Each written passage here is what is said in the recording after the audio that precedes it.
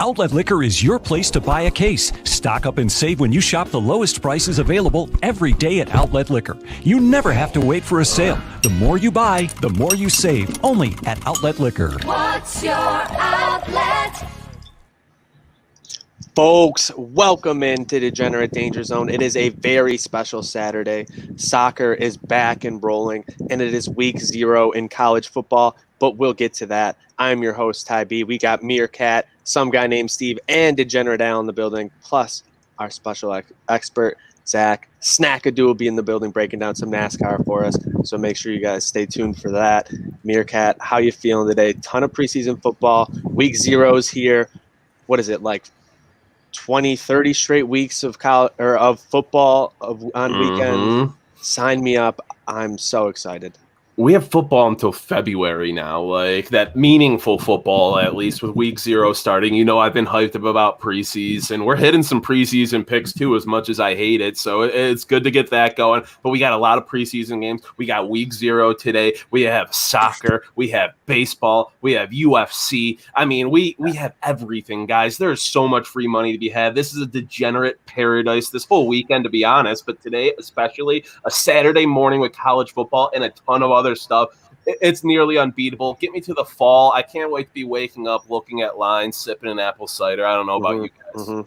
Absolutely. So let's just get right into it. I'm going to get it started with some soccer here. I'm going with La Liga, some afternoon games, a bunch of later starts with some 1:30s and a 4 o'clock start over there. First game I'm going with Sevilla in this one. They're minus 120 for some reason, traveling to take on Elche. Elche just barely survived relegation last year by only 2 points. They've dropped their first 2 this year in the league. And Sevilla, back-to-back seasons coming in 4th place. They're trying to disrupt that top 3, and I think they have a very good chance to do so this year. And if they want to, they have to win all these games and get those points in these games against bad teams. So Sevilla here in this one, not laying too much juice at minus 120, I think is an absolute hammer for me. Degenerate Al, what's your first play of the day? I got to bring up soccer real quick because I've just gotten into it the past probably couple years. I didn't realize how fucker it is with players going to other teams when the season starts. Yeah. Oh, yeah. Until the window's still open. 1st. Like, I didn't realize that. Like, I'm like, all these players are moving the first 3 games of the season. So, like, what's the deal with, like, Ronaldo? It's like, and Juventus' lineup today, I saw they're, like, minus 350 at home. Like, how do you prepare? He's not playing, but, like, I mean, he hasn't played. He played for, like 20 minutes last game, I think. But, I mean, he's not a needle mover for Juventus. Like, he's not what's going to make them win or lose. Like I was talking about in the group chat for a bit, he's a guy who just demands the ball. And when he does that, he takes so much off of the other guys who are actually doing the creating, because he doesn't have that anymore. He's just trying to take guys on one-on-one, and that's not the best when you're trying to play a team game. Yeah, it's just complete fuckery, Al. Like you saw with Tottenham and Kane. Like Kane, everyone's like he's gone, then he's not gone, and then he doesn't even show up to training the week of the first game, doesn't play in the first game, comes on as a sub in the second game. It's just nobody knows what's going on. These guys are divas. They control their own situations. They could just not play if they want to, you know? It's tough to handicap from that perspective, especially early on in the season, in my opinion. But I'm going to kick it over real quick. I need Brighton money line right now. That's the play I have right now, 10 a.m. They're down, though, 1-0 at half to Everton. But I'm going to shift over to MLB. Might be stealing this pick from Steve.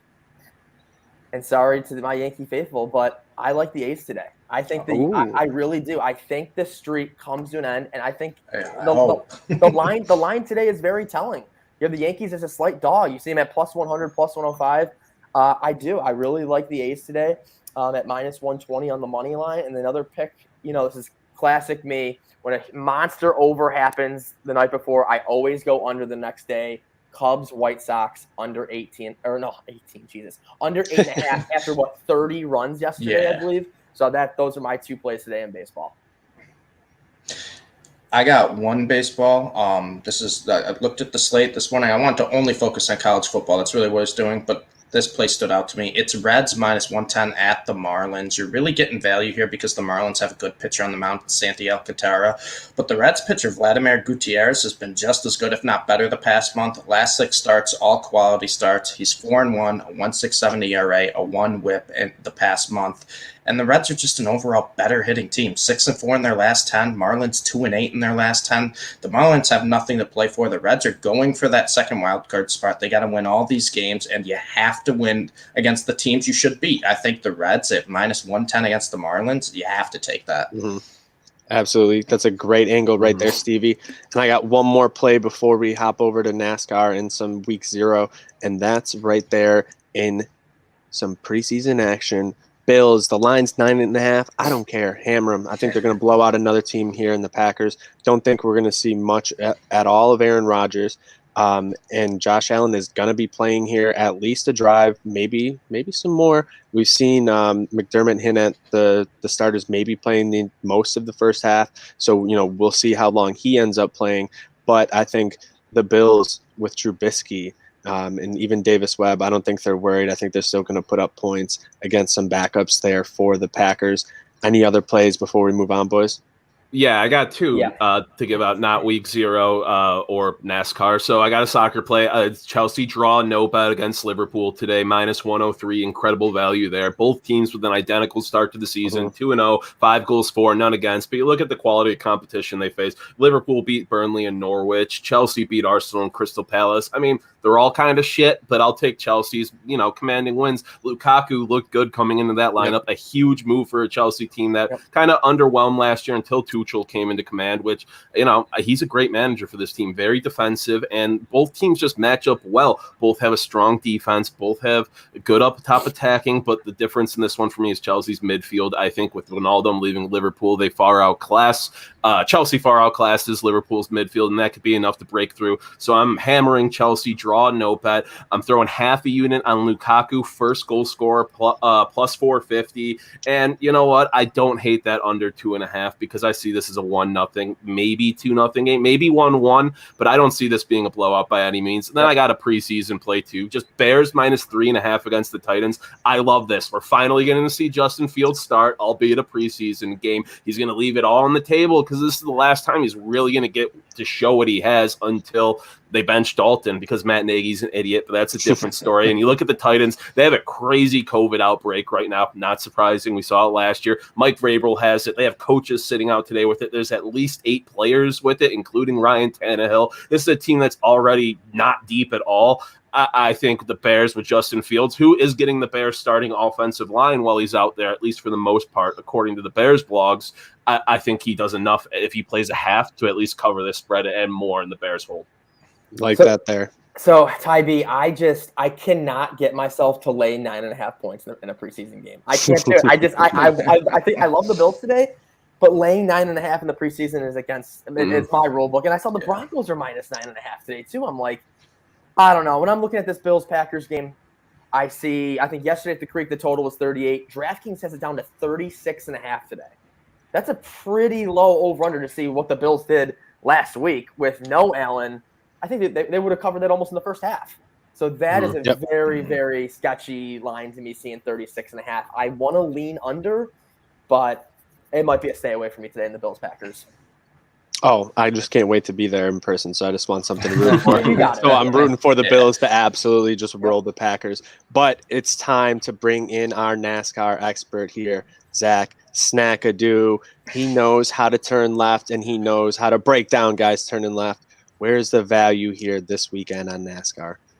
So, like I did last year with our little articles I wrote for Trainwreck, I'm going to give you 3 guys at like long shot, underdog, and then my pick. Long shot, Corey LaJoie, 80-1. He's looking for a win after last week. He's angry after having to sit out due to the COVID protocols. He needs a win to get into the playoffs, and that number 7 car with Spire has won here. Corey LaJoie has it. He's still looking for his first win. That's your long shot. Underdog, I had it. Who was? Give me Ryan Newman. He almost won the 2020 Daytona 500. We know what some of us know what happened. If you go look up the video on YouTube. I don't want to really get into it, but Newman is very good here at the track at Daytona. He wants to go for the championship one last time in probably his career. We don't know where he's going to end up next year. And then I have Joey Logano winning. And Ty B, last time we did something like this, Slogano. I'm pretty sure I got that right. I got my pick right? Yeah, I know, and I'm pretty sure it was Slowy last time. I was talking hella shit, and I was like, "Yeah, I think he might win, but I hate Slowy, and I will never bet him." And he won. So, take Zach's advice. Don't take mine. If he's on Slowy, you can probably bet Slowy. He's probably a good choice for that one. Zach, we're going to be hopping over to week 0 here. I know you're a college football guy a little bit as well. I just got to get your thoughts here. UB for the season, 12 games. What's your prediction for the season? How do you think the record plays out? Losing Lance and I shouldn't say a lot of starters, but like some players doesn't help. Maybe 8-4. I think it's a good benchmark, especially with Mo. We don't know how Mo that well. It's just there's a lot of question marks, I think. Yeah. Yeah, I mean, you do lose a lot of key parts, but you do return a lot as well. So that's what we'll be talking about. Lot of these, what we'll be talking about. A lot of these teams here in college football. It's a very weird year because if you look at the amount of points teams return and the amount of total yardage teams return, the average usually is around 60% for the entirety of college football. This year, UB was at like 66%, and they were like bottom 20th in the entire country. So, I mean, the average was in like over 75%, I think, this year. Some teams brought back like 100%. So it's going to be very, very interesting to see the way things play out. And that's why we're going to be breaking down some week 0 action for you guys. I know, Stevie, you were diving in deep. Where do you want to get us started? So I'll start with my favorite game because it's the game probably no one's going to watch right now. And it's UTEP at New Mexico State. UTEP is favored by 9.5, and I love it. I love UTEP minus 9.5, and I also love UTEP team total over 34, and I'll tell you why. New Mexico State did not play last year. They only played 2 games in spring football, both versus FCS schools. They lost by 26 to Tarleton, and then they barely beat Dixie State.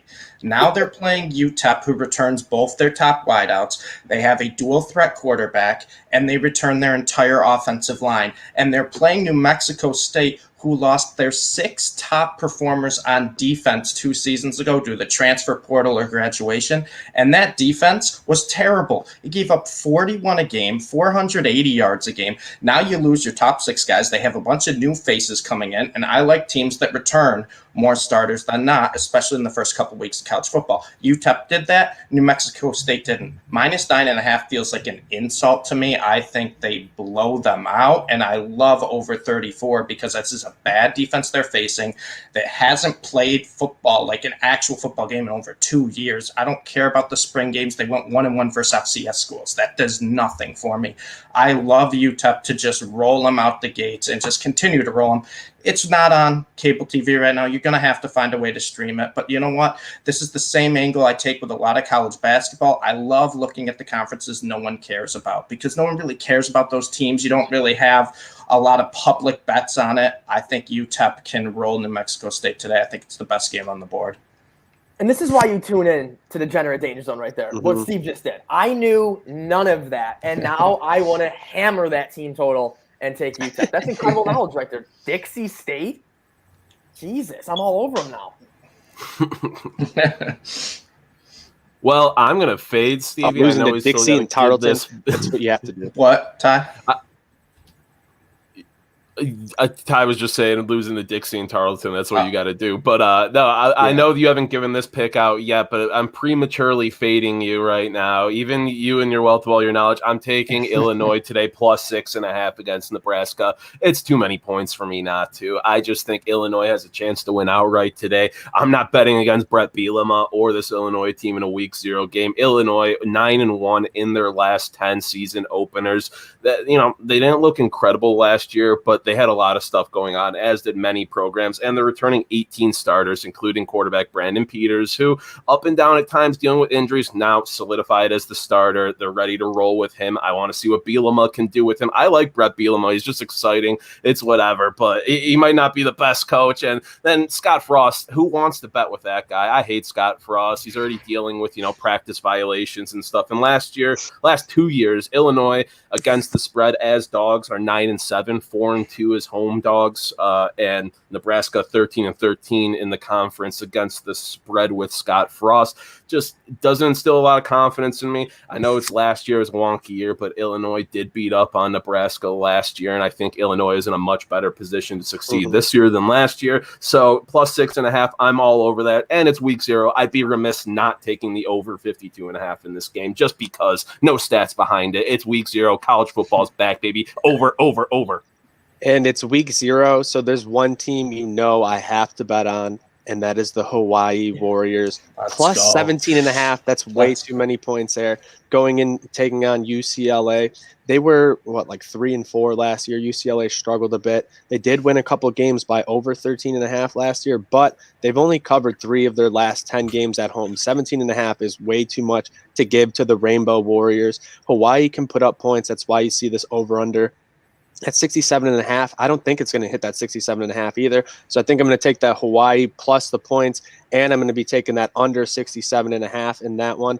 I think you're probably a sure bet on both sides. I think Hawaii is going to keep this game decently close because this is a big game for them. They're a mid-major team. You get a game against one of these Power 5 schools and not one of the powerhouses. You play your absolute asses off to get this win. You've been game planning for it all offseason, so you got to be ready, and I think Hawaii is going to come out with a whole bunch. We've seen their offense be able to do some crazy things. I'm going to be all over the Rainbow Warriors, Al. I love the plays, Ty B. I really do. I mean, looking at the rest of the plays here, the game that I want to bet on obviously is the 1 p.m. Nebraska, Illinois. Yeah. Looking at that total's dropped from 55 to 52.5. You know me, I'm an under guy, but wish I would have got it much sooner. But still going to take the under 52.5. And then, like I said, Steve, I'm going to hammer those plays that you mentioned tonight. Those are my favorite plays right now. Get me to 9:30 p.m. in UTEP. Yeah, and Ty, I love your pick too. I was going to give out Hawaii plus 17.5 as one of mine. They just have a dual threat quarterback, and that's what UCLA's defense has struggled with ever since Kelly's been there, is stopping dual threat quarterbacks. And Hawaii returns probably the best offensive weapon for both teams on the field. And Kelvin Turner, he's a gadget guy. He can play receiver. He can play running back. They make plays to get him the ball. He had 1,200 all-purpose yards last year. And UCLA, 4-16-1, their last 21 games, non-conference opponents, ATS. Hawaii has covered their last 4 non-conference ATS. I know it's a smaller sample than UCLA's, but you got trends in the right direction too. I like that pick with Hawaii. And then I am going to go against Meerkat. I'm taking Nebraska -6. And this is, I'll come out and say this right now, I hate Nebraska. I can't He's stand lying. Nebraska. He's a homer. They're one of my least favorite teams. No, I can't stand Nebraska Meerkat. But I just think new coach for Illinois. I'm not completely sold on Brett Bielema. Nebraska returned 7 offensive starters, 10 defensive starters, and they have the best player on the field with Adrian Martinez. He does have a lot of turnover problems, but he's a dual threat quarterback who is incredible if he doesn't turn the ball over. And Nebraska last year turned the ball over 5 times against Illinois. The year before, they were -3 in the turnover margin, and they only won by 4 points, but they outgained them by over 300-something yards. I think it just kind of swings back in the favor of Nebraska today, and it's less than a touchdown now at -6. I have to take that. Yeah, and another thing about Hawaii, they've won their last 3 season openers that were on the road. I love them. I'm just going to keep giving you more and more reasons, and that's why you got to tune into Degenerate Danger Zone for all this great information, especially on week 0. We're doing that research for you. I know Steve was deep diving last night. We were talking about it a little bit, and he was sending me some pretty funny TikToks there from some softball plays. But make sure you guys follow at Degenerate Zone for more content throughout.